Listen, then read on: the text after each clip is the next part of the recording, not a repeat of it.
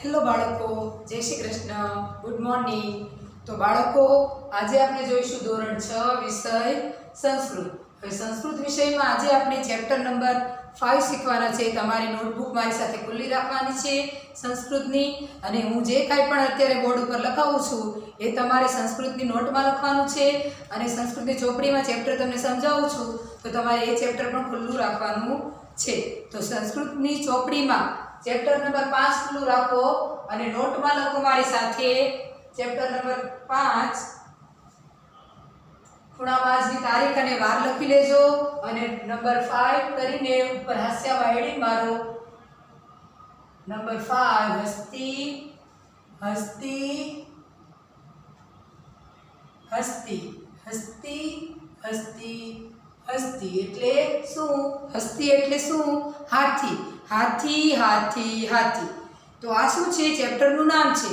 તો આ ચેપ્ટરમાં તમને એક કવિતા જેવું આપેલું છે અને કવિતા શેના વિશે છે? હાથી વિશે છે. હાથી વિશે છે. આપણે શબ્દાર્થ લખીશું. તો શબ્દાર્થમાં પહેલો શબ્દ લખો હસ્તી. જે ચેપ્ટરનું નામ છે એ જ લખવાનું છે, હસ્તી. હસ્તી એટલે શું? હાથી. હસ્તી એટલે હાથી. હાથી એટલે હસ્તી. પછી આગળ જોઈએ. જો ચેપ્ટરમાં અંદર કવિતામાં ધ્યાન આપો. હસ્તી હસ્તી હસ્તી, હાથી હાથી હાથી, દિવ્યા દેવી સૃષ્ટિ. દિવ્યા એટલે શું? અદ્ભુત. દિવ્યા એટલે અદ્ભુત. તો એની નીચે લખીએ આપણે દિવ્યા. દિવ્યા દિવ્યા એટલે અદ્ભુત. પછી લખીએ દેવી. દેવી એટલે શું? દેવી એટલે અલૌકિક. દેવી દેવી એટલે અલૌકિક એટલે અલગ, બધાથી અલગ અને ભગવાનની શક્તિ સ્વરૂપ લાગતું હોય એવું. જેનામાં ભગવાનની શક્તિ હોય એને દેવી સ્વરૂપ કહેવામાં આવે છે, અલૌકિક સ્વરૂપ કહેવામાં આવે છે. દિવ્યા એટલે અદ્ભુત અને દેવી એટલે અલૌકિક. પછી છે સૃષ્ટિ. સૃષ્ટિ સૃષ્ટિ અને આ બે જે ટપકા છે એને હી બોલાશે. સૃષ્ટિ એટલે શું થશે? સર્જન. સૃષ્ટિ એટલે સર્જન. તો પહેલી જોઈએ હસ્તી. હસ્તી હસ્તી એટલે હાથી હાથી હાથી, હાથી હાથી હાથી. દિવ્યા એટલે અદ્ભુત અને અલૌકિક સર્જન છે. અદ્ભુત અને અલૌકિક સર્જન છે. હાથી એ ભગવાનનું એવું સર્જન છે કે જે એકદમ અદ્ભુત છે. દિવ્યા એટલે અદ્ભુત છે અને અલૌકિક છે. અલૌકિક સર્જન છે. સર્જન ભગવાને એનું સર્જન કર્યું છે એટલે હાથી હાથી હાથી, અદ્ભુત અને અલૌકિક સર્જન છે. તો આગળ જોઈએ કદલી સડસી. કદલી સડસી એટલે શું? કેળ જેવી. કડલી એટલે કેળ અને સડસી. સડસી એટલે કેળ જેવી. કેળ જેવી. શુંડા. શુંડા એટલે શુંડા. શુંડા એટલે સૂંઢ. કેળ જેવી તેની સૂંઢ છે. હાથીની સૂંઢ કેવી છે? કેળ જેવી છે. કેળનું પાન તો તમે જોયું જ હશે. આ રીતનું પહોળું હોય છે અને આમ વધારે મોટું લાગે છે. તો કેળ જેવી એની સૂંઢ છે. કોની? હાથીની. હાથીની સૂંઢ કેળ જેવી છે. કડલી સડસી એટલે કેળ જેવી, સૂંઢા એટલે સૂંઢ. કેળ જેવી એની સૂંઢ છે. સ્તંભ સમાનાહ પાદાહ. તો સ્તંભ સમાના. સ્તંભ સમાના લખશું. સ્તંભ એટલે તમને ખબર જ છે, થાંભલા, અને સમાના એટલે જેવા. સ્તંભ સમાના એટલે થાંભલા જેવા. થાંભલા જેવા. સ્તંભ સમાના એટલે થાંભલા જેવા. પાદાહા એટલે પગ, પગો. થાંભલા જેવા તેના પગ છે. કોના? હાથીના. સૂંઢ એની કેવી છે? કેળ જેવી છે અને થાંભલા જેવા એના પગો છે. બે પગો એના કેવા છે? થાંભલા જેવા છે. કેળ જેવી તેની સૂંઢ છે. જો કડલી સડસી શુંડા એટલે તેની સૂંઢ કેળ જેવી છે. સ્તંભ સમાના પાદાહા એટલે થાંભલા જેવા તેના પગો છે. આ બીજી બે લીટી હતી. હવે આગળ જોઈએ. શૂર્પાકારો કર્ણો એટલે શૂર્પાકારો એટલે સુપડાના આકારના. શૂર્પાકારો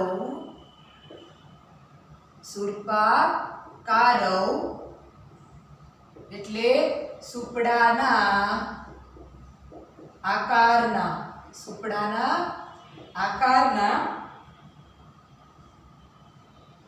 કર્ણો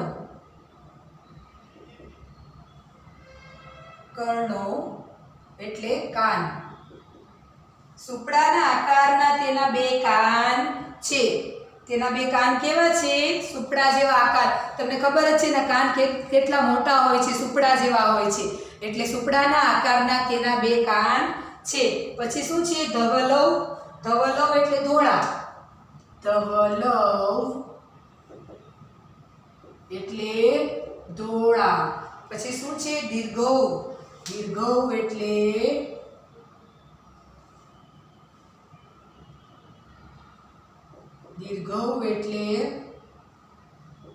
લાંબા. દીર્ઘૌ એટલે લાંબા. અને દંતો. દંતો એટલે દાંત. દંતશૂળ અથવા દાંત બે બોલાય. જો શૂર્પાકારો કર્ણો એટલે સુપડાના આકારના બે કાન છે તેના. પછી ધોળા અને લાંબા. ધવલૌ દીર્ઘૌ દંતો એટલે ધોળા. ધવલૌ એટલે ધોળા. દીર્ઘૌ એટલે લાંબા અને દંતો એટલે દંતશૂળ. એના જે બે દાંત હોય છે એને દંતશૂળ કહેવામાં આવે છે, કારણ કે લાંબા હોય છે અને અણીદાર હોય છે એટલે એને દંતશૂળ કહેવામાં આવે છે. ધોળા અને લાંબા તેના બે દંતશૂળ છે. એના દંતશૂળ કેવા હોય છે? ધોળા, એકદમ સફેદ હોય છે અને લાંબા હોય છે, અણીદાર હોય છે. ધોળા અને લાંબા તેના બે દંતશૂળ છે. તો હાથીના સુપડા જેવા કાન છે અને ધોળા અને લાંબા બે દંતશૂળ છે. પછી આગળની લીટી જોઈએ. ઉદરમ એટલે પેટ. તમારી નીચે જગ્યા હોય તો નીચે જ લખવાનું છે. શબ્દાર્થ અહીંયા આપણે તમારી નોટબુકમાં મારી સાથે તમારે લખવાનું છે. ઉદરમ એટલે પેટ. ભાંડાકારમ. ભાંડાકારમ એટલે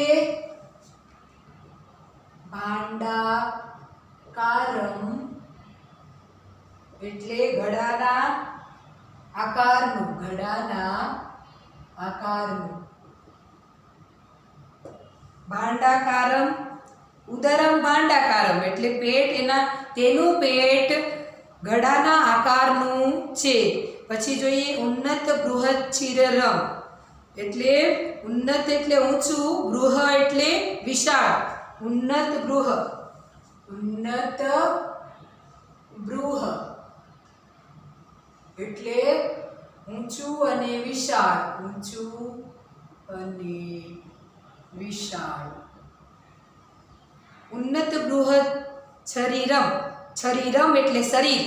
ઊંચું અને વિશાળ તેનું શરીર છે. તેનું શરીર કેવું છે? ઊંચું અને વિશાળ. તેનું પેટ કેવું છે? ઘડાના આકારનું. ઘડો જે મોટો ઘડો હોય, પહેલાના સમયમાં મોટા ઘડામાં પાણી ભરવામાં આવતું હતું, એવા મોટા ઘડા જેવું એનું પેટ છે અને ઊંચું અને વિશાળ એનું શરીર છે. અલ્પમ. અલ્પમ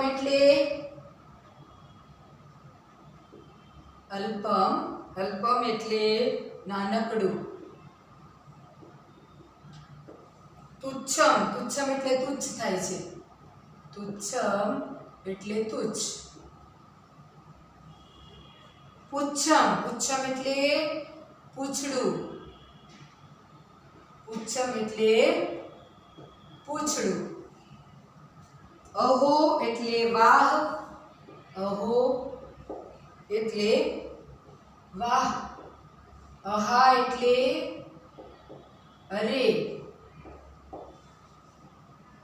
વિચિત્રમ. વિચિત્રમ એટલે અદ્ભુત. વિચિત્રમ એટલે અદ્ભુત. તો આ 4 લીટી ફરીથી જોઈએ આપણે. ઉદરમ એટલે પેટ, ભાંડાકારમ એટલે ઘડાના આકારનું. તેનું પેટ ઘડાના આકારનું છે.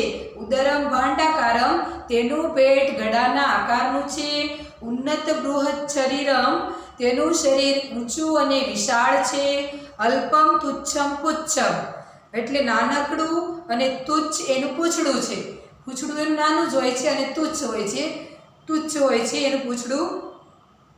અહો અહા વિચિત્રમ, વાહ અરે કેવું અદ્ભુત. વિચિત્રમ એટલે અદ્ભુત. વાહ અરે કેવું અદ્ભુત છે આ બધું. કારણ કે એનું પેટ એ ઘડા આકારનું છે, એનું શરીર એ ઊંચું અને વિશાળ છે, એનું નાનકડું પૂંછડું છે. તો આ કેવું અદ્ભુત છે એમ. ચાલો હવે છેલ્લી 4 લીટી જોઈએ આપણે. પર્વત ષડશે. પર્વત ષડશે એટલે શું? પર્વત જેવા. પર્વત ષડશે એટલે પર્વત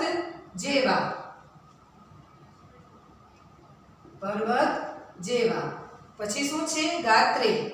ગાત્રે એટલે શરીરમાં. પર્વત જેવા શરીરમાં. સરસપ સન્નિભ નેત્રે. સરસપ એટલે સરસવ. પછી શું છે? સન્નિભ.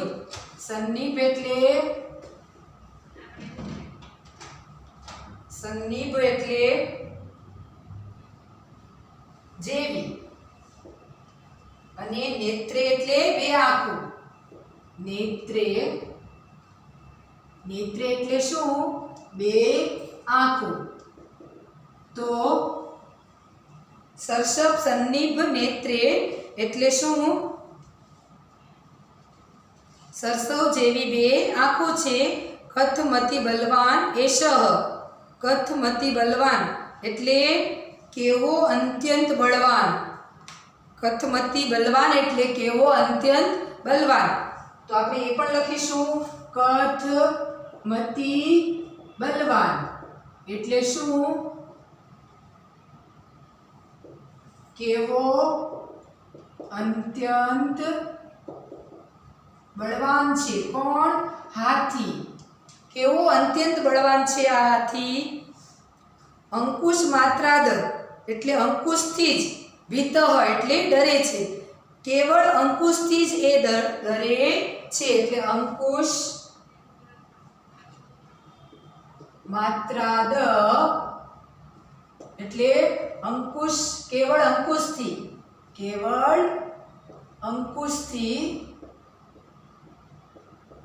ભીતઃ એટલે ડરે છે. તો હાથી કોઈનાથી ડરતો નથી, પણ જો એની સામે એની ઉપર જે હાથી મહાવત બેસે છે અને જે એના પર અંકુશ રાખે છે એના દ્વારા એ ડરે છે. પર્વત સદશે ગાત્રે. છેલ્લી 4 લીટી જોઈએ આપણે. પર્વત સદશે ગાત્રે, પર્વત જેવા શરીરમાં. સરસપ સન્નિભ નેત્રે, સરસવ જેવી બે આંખો છે. સરસવ એટલે રાય જેવી આંખ લાગે, કારણ કે પર્વત જેવું એનું શરીર છે અને આંખ તો નાની છે, એટલે આંખ કેવી લાગે છે? રાય જેવી. સરસવ એટલે રાય છે, રાયને સરસવ પણ કહેવામાં આવે છે. પર્વત જેવા શરીરમાં રાય જેવી બે આંખો છે. કથમતિ બલવાન એષઃ, આ કેવો અત્યંત બળવાન છે હાથી. અંકુશ માત્રાદ ભીતઃ, અંકુશ કેવળ અંકુશથી કેવો એ ડરે છે. માત્ર અંકુશથી જ એ ડરે છે. પર્વત જેવો હાથી છે, સરસવ જેવી એની બે આંખો છે. આ કેવો બળવાન હાથી છે અને તે અંકુશથી જ એના પર અંકુશ રાખવામાં આવે છે મહાવત દ્વારા, તો જ એ ડરે છે.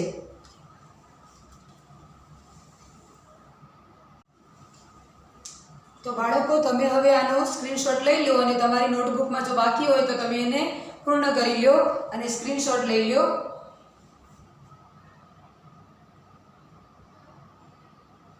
હવે સ્ક્રીનશોટ લેવાઈ જાય એટલે એકવાર ફરીથી ચોપડીમાં આ કવિતામાં ધ્યાન આપો. હું તમને એકવાર ફરીથી આ ચોપડીમાં જે કવિતા છે એ એકવાર સમજાવી દઉં છું.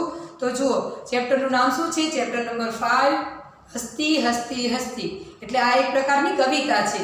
તો કવિતા જે સંસ્કૃતમાં છે એના જે શબ્દો છે એ તમને મેં અહીંયા લખાવેલા છે, એ તમારે મોઢે કરી લેવાના છે. અંદર જુઓ, આંગળી રાખતા જાઓ. હસ્તી હસ્તી હસ્તી, હાથી હાથી હાથી, દિવ્યા દેવી સૃષ્ટિ અદ્ભુત. દિવ્યા એટલે અદ્ભુત અને અલૌકિક સર્જન છે. એ ભગવાને એવું સર્જન બનાવેલું છે જે એકદમ અદ્ભુત છે અને અલૌકિક છે. અદ્ભુત અને અલૌકિક સર્જન છે. પછી જુઓ બીજી બે લીટી. કદલી ષડશી સુંડા, તેની સૂંઢ કેળ જેવી છે. કેવી સૂંઢ છે એની? કેળ જેવી. સ્તંભ સમાનાહ પાદાહ, એટલે થાંભલા જેવા તેના પગો છે. તેની સૂંઢ કેળ જેવી છે અને થાંભલા જેવા તેના પગ છે.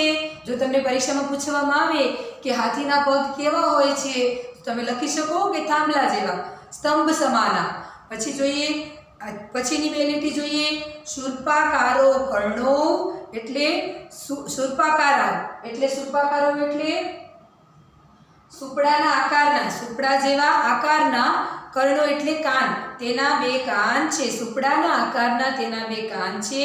ધવલો દીર્ઘૌ દંતો, ધોળા અને લાંબા તેના બે દંતશૂળ છે.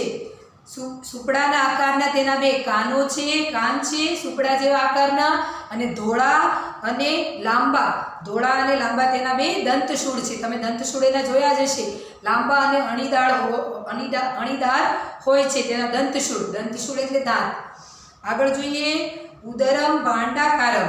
ઉદરમ એટલે પેટ, ભાંડાકારમ એટલે ઘડાના આકારનું. તેનું પેટ ઘડાના આકારનું છે. જો તેનું પેટ ઘડાના આકારનું છે. ઉન્નત બૃહદ શરીરમ. ઉન્નત બૃહ એટલે શું? ઊંચું અને વિશાળ. તેનું શરીર વિશાળ અને ઊંચું છે. તેનું શરીર ઊંચું અને વિશાળ છે. અલ્પમ તુચ્છમ પુચ્છમ. નાનકડું અને તુચ્છ તેનું પૂંછડું છે. નાનકડું અને તુચ્છ તેનું પૂંછડું છે. અહો અહા વિચિત્રમ. અહો એટલે વાહ, અહા એટલે અરે. અરે વાહ, કેવું વિચિત્ર છે આ બધું, કેવું અદ્ભુત છે આ બધું. કેમ? કારણ કે તે એક તો તેના બધા અંગો, શરીરના અંગો એકદમ અલગ છે. એક તો તે એકદમ અદ્ભુત લાગે છે, અલૌકિક લાગે છે. કેળ જેવી તેની સૂંઢ છે, થાંભલા જેવા તેના પગ છે, સુપડાના આકારના તેના કાન છે, અને ધોળા અને લાંબા તેના બે દંતશૂળ છે. તેમજ પેટ એનું કેવું છે? ઘડાના આકારનું છે. ઘડાના આકારનું તેનું પેટ છે. ઊંચું અને વિશાળ તેનું શરીર છે, અને નાનકડું અને તુચ્છ તેનું પૂંછડું છે. તો આ બધું કેવું અદ્ભુત છે. હવે છેલ્લી 4 લીટી જોઈએ. પર્વત ષડશે ગાત્રે. પર્વત જેવા શરીરમાં સરસવ જેવી બે આંખો. સરસપ સન્નિભ નેત્રે. સરસવ જેવી બે આંખો છે પર્વત જેવા શરીરમાં. મોટા શરીરમાં નાની નાની બે આંખો છે, રાઈ જેવી, સરસવ જેવી. સરસવ એટલે રાઈ પણ થાય. સરસવ જેવી બે આંખો છે. કથમતિ બલવાન, કેવો અત્યંત બળવાન. આહાથી અંકુશ માત્રાદ ભીત, એટલે માત્ર અંકુશથી જ ડરે છે. ફક્ત અંકુશ, એની ઉપર જે મહાવત બેસે છે અને એની ઉપર જે અંકુશ રાખે છે એ અંકુશથી જ એ ડરે છે, બાકી કોઈનાથી ડરતો નથી. તો આ એક કવિતા હતી, હાથી હાથી હાથી. હાથી વિશેનું બધું વર્ણન છે. એના આધારે જે મેં શબ્દ છે એ લખાવેલા છે, આ શબ્દાર્થ તમે મોઢે કરી લેજો. આની પછી જે સ્વાધ્યાય અને તેનું ભાષાંતર છે એ હું બીજા વિડીયોમાં લખાવીશ. ત્યાં સુધી ઘરે રહો, સુરક્ષિત રહો.